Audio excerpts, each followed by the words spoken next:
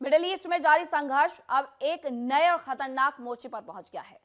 अब तक जमीन और आसमान में चल रही ये जंग अब समंदर तक फैल चुकी है।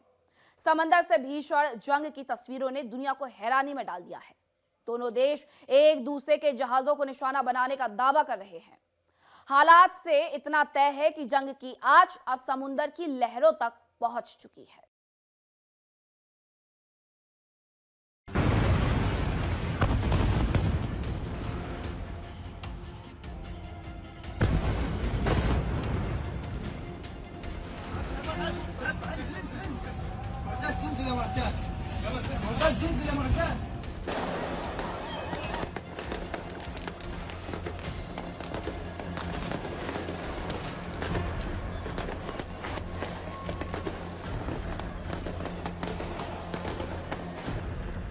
लहरों पर लड़ाई, दुनिया घबराई।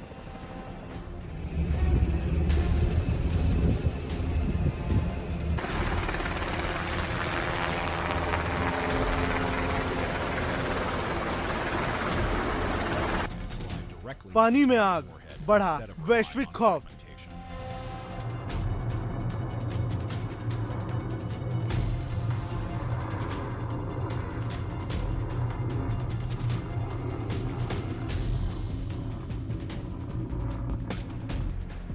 जहाज बनाम जहाज, जंग का नया अंदाज।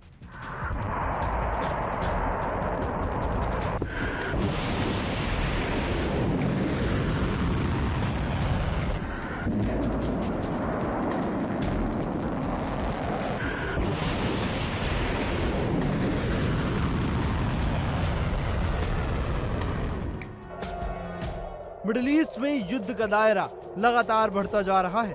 दुनिया हैरान है, परेशान है। अब तक मिसाइलें आसमान से बरस रही थी और जमीनी ठिकाने निशाने पर थे, लेकिन अब जंग का अंदाज बदल चुका है।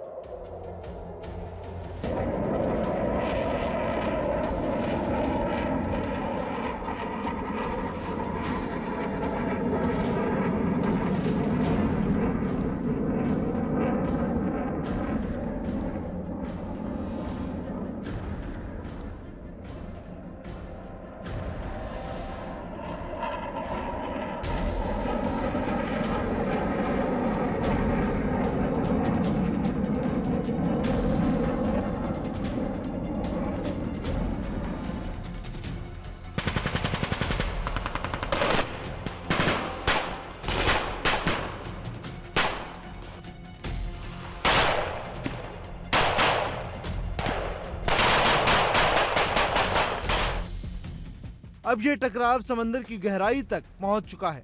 अमेरिका की नौसेना फारस की खाड़ी और आसपास के समुद्री इलाकों में लगातार सक्रिय बताए जा रहे हैं।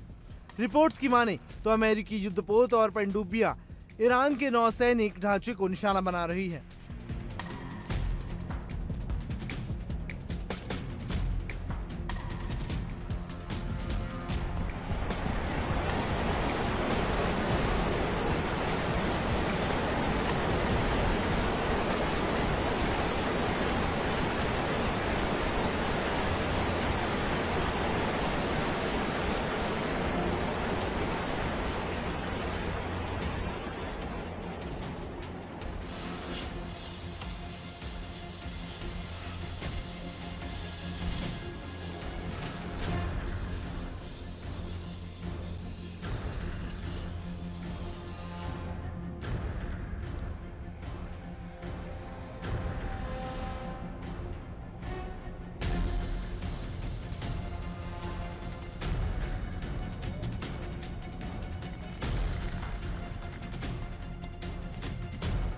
अमेरिका का दावा है कि उसने ईरान के कई नौसैनिक जहाजों को तबाह कर दिया। बताया जा रहा है कि 30 से ज्यादा ईरानी जहाजों को निशाना बनाया गया।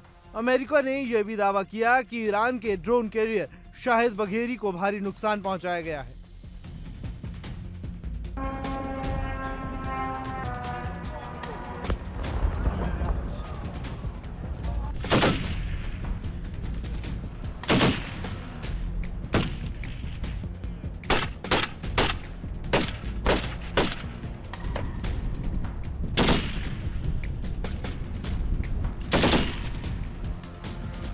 माना जा रहा है कि युद्ध के दौरान इस तरह के दावे अक्सर मनोवैज्ञानिक दबाव बढ़ाने के लिए किए जाते हैं।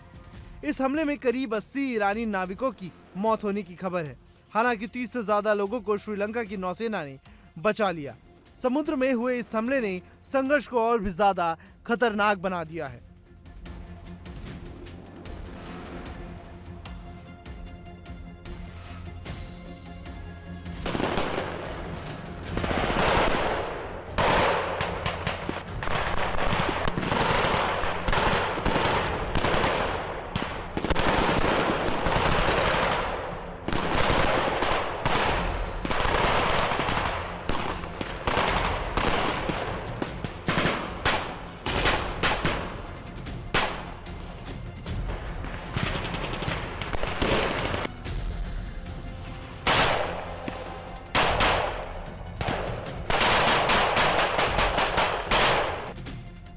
अमेरिका का दावा है कि ये जहाज उसके सामरिक ठिकाने डिएगो गार्सिया के लिए संभावित खतरा बन सकता है, लेकिन ईरान ने इस कार्रवाई को युद्ध अपराध बताया है। तो ईरान का कहना है कि जिस जहाज को निशाना बनाया गया उस पर कोई हथियार ही नहीं था, लेकिन ईरान भी पीछे हटने के मूड में नहीं है।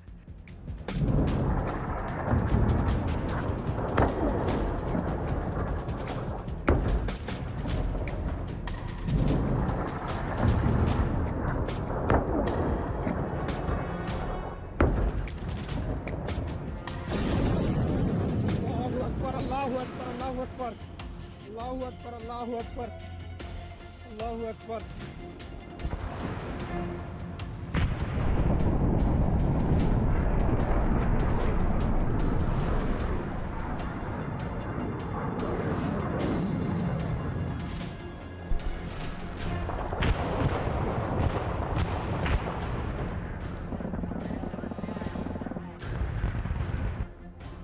तो ईरान ने दावा किया है कि उसने अमेरिका के aircraft carrier USS Abraham Lincoln पर बड़ा हमला किया है। बताया जा रहा है कि जब हमला हुआ उस समय यह विशाल युद्धपोत फारस की खाड़ी में ईरानी तट से करीब 350 किलोमीटर दूर मौजूद था।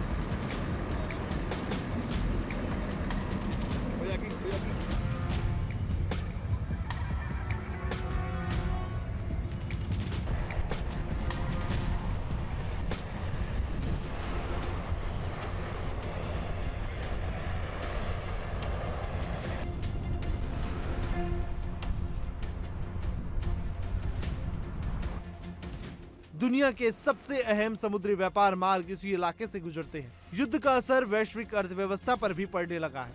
कतर में गैस उत्पादन प्रभावित होने की खबर सामने आ रही है। कतर दुनिया के सबसे बड़े प्राकृतिक गैस निर्यातकों में से एक है और वहां उत्पादन में बाधा आने से अंतर्राष्ट्रीय बाजार की कीमतों में भी तेजी से उछाल देखने को मिल रहा है।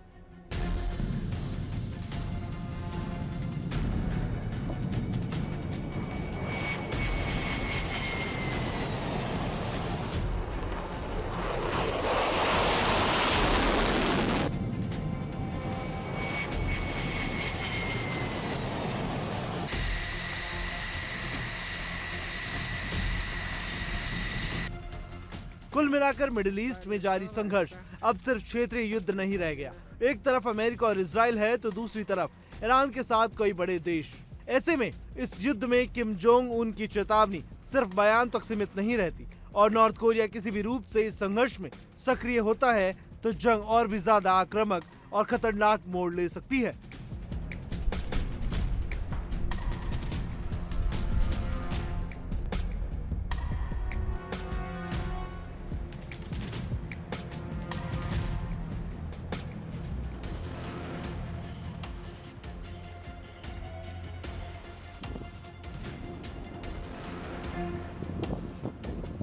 देखिए इंडिया डेली 24/7 अब आपकी स्मार्ट टीवी पर। इंडिया डेली मौजूद है सभी डिजिटल प्लेटफॉर्म पर लाइव और लगातार। इंडिया डेली 24/7, हर दिन राष्ट्र को समर्पित।